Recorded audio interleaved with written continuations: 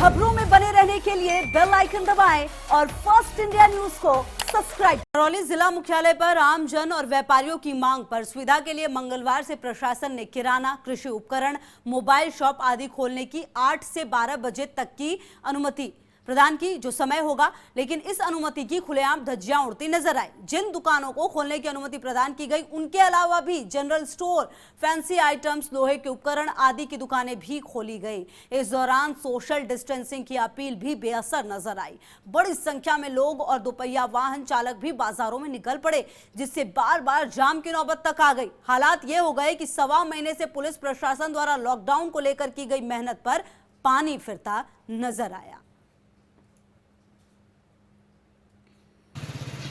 ऐसा है, करौली शहर में आमजन और व्यापारियों की मांग को लेकर के प्रशासन ने निर्णय लिया कि 8 से 12 तक जरूरी सामानों की चीज़ें, इसमें विशेष तौर से परचूनी दुकान और अन्य सामानों की दुकानें हैं वो खुली रहेगी और सोशल डिस्टेंसिंग की पालना होगी। इसी के मद्देनज़र आज ये दुकानें खुली है, पब्लिक भी थोड़ी बहुत आने लगी है।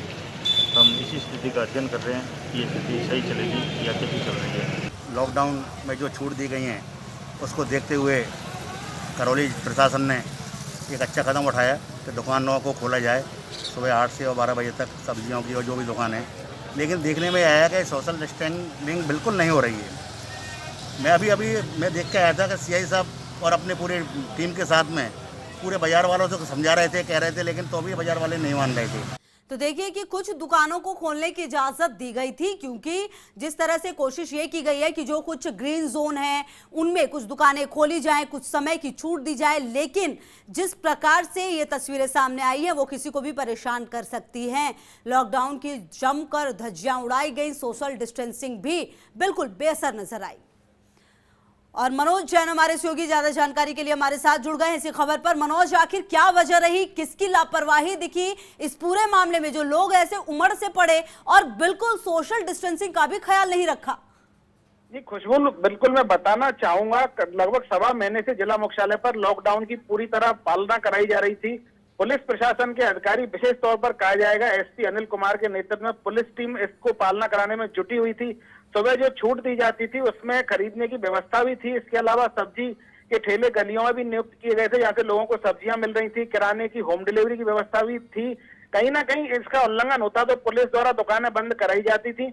लेकिन विगत 2-3 दिन से जब करौली सेफ जोन में आ गया था और यहाँ गनीमत रही, पॉजिटिव केस नहीं आए, इसके बाद में व्यापारी वर्ग और आम लोगों की ओर से दुकानें खोलने की मांग उठने लगी, जिस पर कल एसडीएम की मौजूदगी में बैठक हुई व्यापारियों की, पुलिस अधिकारियों की, और यह डिसाइड किया गया कि किराना, परचून, कृषि उपकरण आदि की दुकानें 8 से 12 बजे तक खोली जाएंगी।